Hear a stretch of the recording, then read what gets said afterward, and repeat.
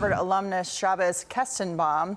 Great to see you and hear from you again on all of those really important issues. You know, Harvard has decided they want to fight the Trump administration on a number of these civil rights investigations. There's rumors now that they're going to end up paying $500 million to the administration over these violations.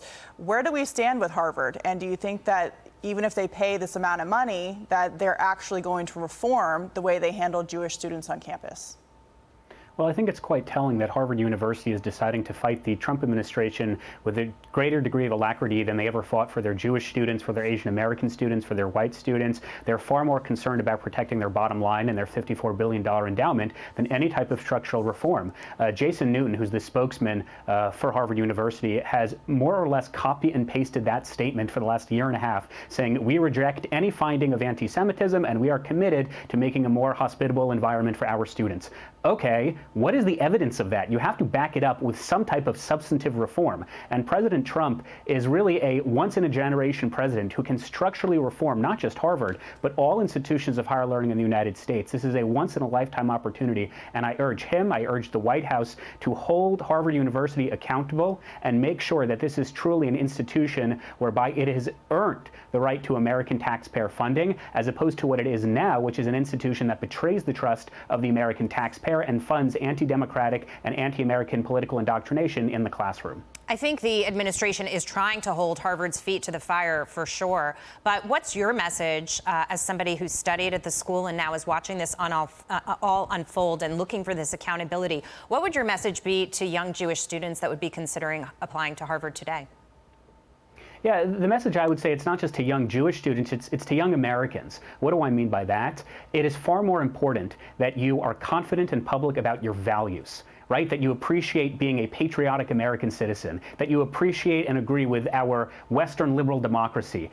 It is far more important that you are passionate about your values than an institution of higher learning that you put its name on a degree. It is far more important that you are public and you are confident about the things you believe in. And the American people do not need Harvard. It is Harvard that needs the American people. There are great centers of excellence when it comes to intellectual discourse and academic dialogue, and I am not convinced that Harvard has a monopoly on intelligence, that Harvard has a monopoly on good-paying jobs, that Harvard has a monopoly on the national conversation. As President Trump so rightly pointed out at the University of Alabama graduation last year, the future will be written not by the Harvard Crimson, but by the Crimson Tide. It is Americans of all stripes, of all political backgrounds, who are expressing that they are far better than any name of a college on a resume. So go to an institution that shares your values, not an institution that cares about what you think, as opposed, that cares about what they think and not what you think. That is great advice. We want to get your take on this. Let's move on to Canada, following Europe's lead in preparing to recognize a Palestinian state, whatever that means,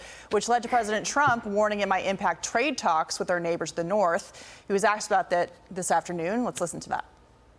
You know, I didn't like what they said, but, you know, that's their opinion. I didn't like that. Not a deal breaker, but we haven't spoken to Canada today. He's called, and we'll see.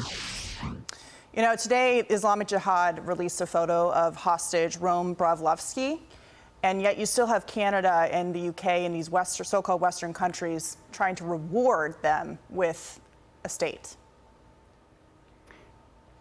You're absolutely right. And as it pertains to Prime Minister Mark Carney of Canada recognizing the state of Palestine, I mean, I recognize Peter Pan as the Prime Minister of Neverland. I can also say stupid things. You know, recognizing the state of Palestine is not Beetlejuice. You don't just say it 3 times and it magically appears. Okay, what are the borders of the state of Palestine? Who are its leadership? Because right now, if an election were held in the West Bank, Hamas would win overwhelmingly. Never mind the fact that Hamas already controls Gaza. So you want to provide a state, you want to provide victory to the captors of Ram, who you just mentioned, who is being held in captivity as a hostage. And I just want to make one other point, which is to say this. If you want to understand the Israel-Palestinian conflict, all you need to know is that a sovereign country, Israel, was invaded and it was brutally attacked unprovoked on October 7th. In response to that act of genocide committed against it on October 7th, that same sovereign country, Israel, is expected to provide humanitarian aid to the invaders while the invaders still hold their own sovereign citizens as hostage. And never mind the fact that Israel is actually doing that. They are providing more aid than any other country has ever provided its enemy combatants in modern warfare. Leaving that all aside, it is still clear that should the war be over tonight, it would be because Hamas decided to release the hostages and surrender. But unfortunately, the mainstream media and campus activists have not put any pressure on the dictatorial, tyrannical regime of Hamas. They put pressure on the only democracy in the Middle East, the state of Israel. Yeah, President Trump has put pressure on them as well. So good for that. Thank you so much for joining us. Great to see you.